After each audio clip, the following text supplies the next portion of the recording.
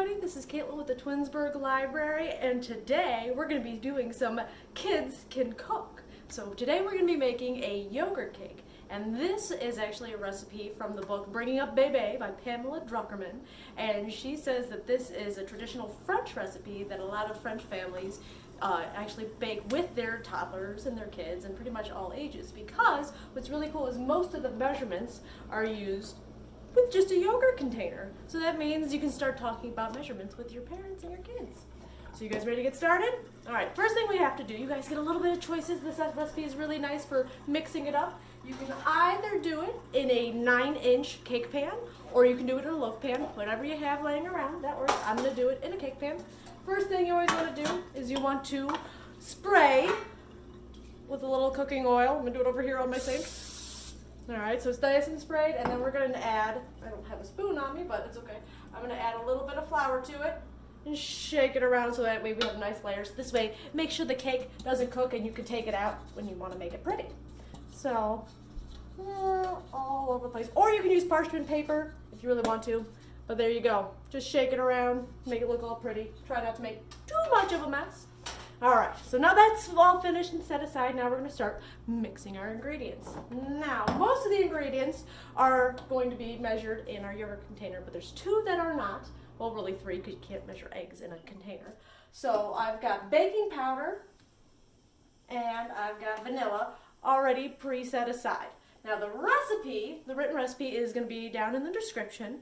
If I can figure out how to add the recipe in the video, I will do that. If not, just check in the description. We'll see when we get this all together. So what we're going to do is we're going to start out with most of the wet ingredients. So we're going to enter 2 things of yogurt. Now you want to make sure this is whole milk yogurt, and if you can find plain or vanilla, that's great. I had a little trouble, so we're going to do it with some honey and cream. It's the only whole milk yogurt I find, but it sounds delicious to me. So in the bigger bowl, you're going to need 2 bowls. We're going to dump out and you want to make sure you have 2 6-ounce things of yogurt. So we got 1, we're going to empty it out, and then 2. And remember, before you start cooking, the first and very most important thing you want to do is wash your hands. Washing your hands is always very, very important. Alright, and 2. Now I use Greek yogurt, but you can use regular yogurt as long as it's whole milk yogurt.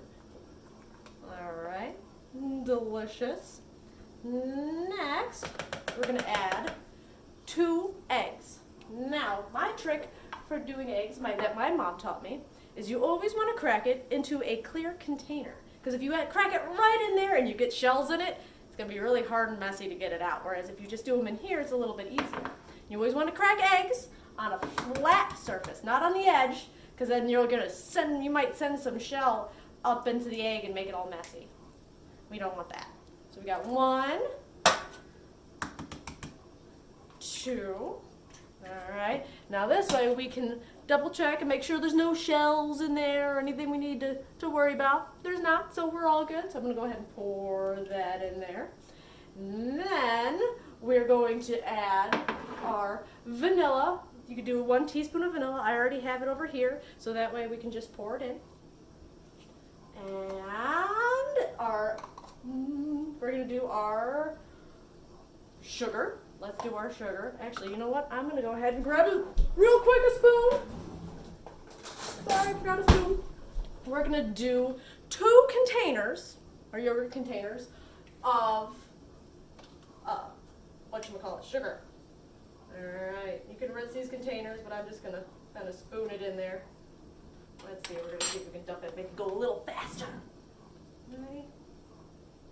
And obviously you can just scoop it out regular, but filming makes things a little different. And if the camera's shaking, that's because the cat is playing with my setup. Oh my goodness. I made a mess. Alright, so we got 1 container. And 2 containers. There we go. Alright, I will say it's much harder to cook with people watching me. It's very strange. Alright, so we got 2 containers, and we're going to add a little bit of oil. So what we're going to do is, still with our same measuring cup, we're going to do just under 1 cup of vegetable oil. So we're going to just pour vegetable oil in there. So it's just under, and we're going to pour that all in there. Like so. All right, so those are all of our wet ingredients plus our sugar. And then we're going to mix it. And I'm going to use my spatula from my mom with butter, y'all, because she's a big fan of Paula Deen. And we're going to mix that all together. Make sure you mix those egg yolks and the egg whites all together. Make sure it's very, very gentle. All right. Ignore the cat playing with a paper bag in the background. She was asleep when I started this video and then decided to wake up and make noise. All right. So now, I don't know if you guys can see it. It's nice and combined, nice and wet, a little watery. And then in another bowl, this one, we're going to mix our dry ingredients. So we're going to mix our flour and our baking powder. So now I'm going to rinse out my container real quick. All right.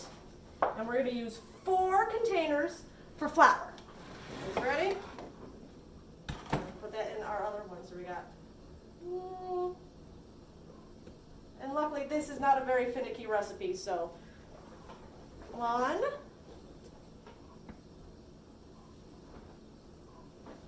2, 3,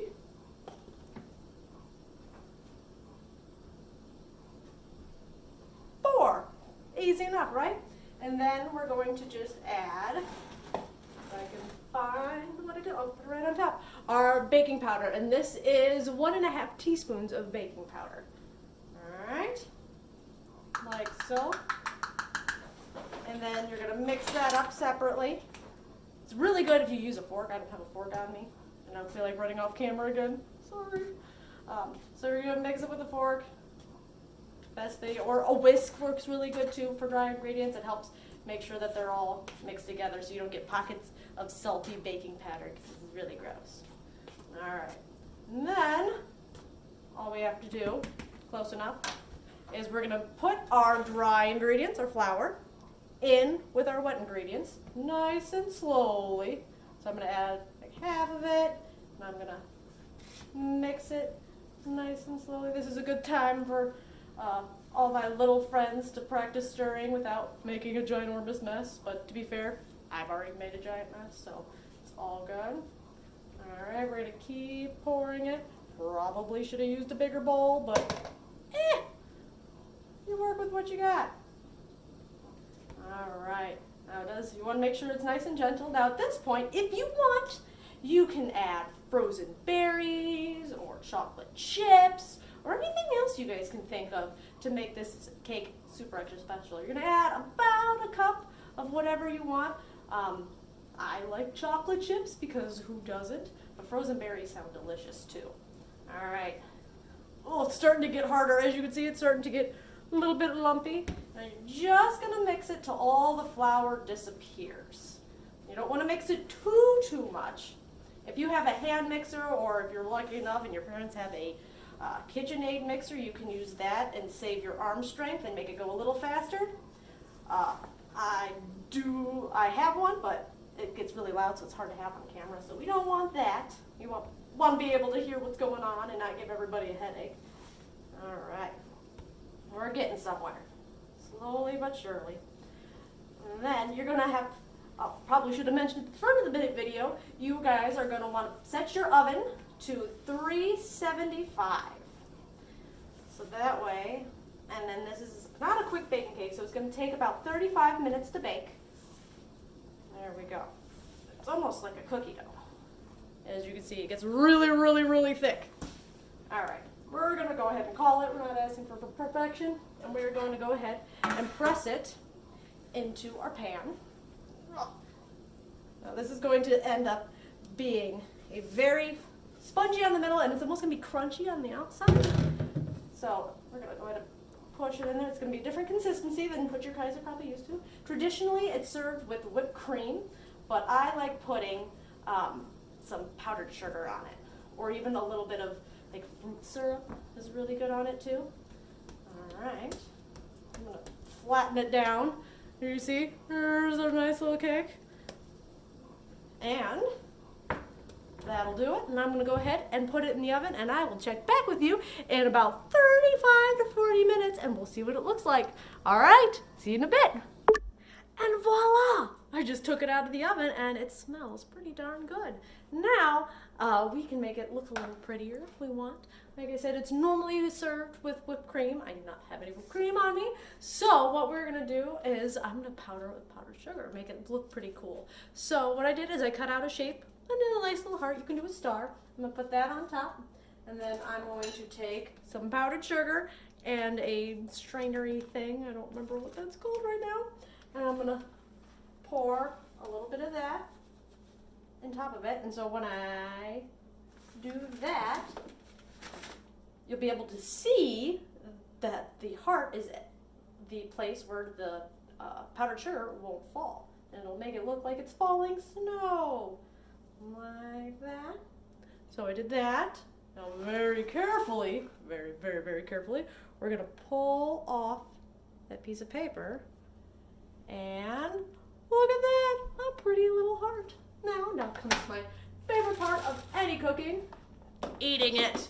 So, I'm gonna take a nice little slice so you guys can see what it looks like on the inside. Now when you take it out of the oven, you wanna make sure you stick a knife in there and make sure it comes out clean. It doesn't have any bits on it, because that's how you know it's gonna be done. You can use a toothpick too, but you can also just use a knife. Now this is a little bit more gooey, you can see it right there. Like I said, you put whipped cream on it. I'm actually going to use a little bit of strawberry syrup, because why not? You can also serve it with fresh fruit or chocolate syrup or whatever you want. It's your cake. And I'll just put a little syrup on there. And since it is a French cake, we're going to say bon appetit. Hope you guys enjoy. See you guys next time. Bye.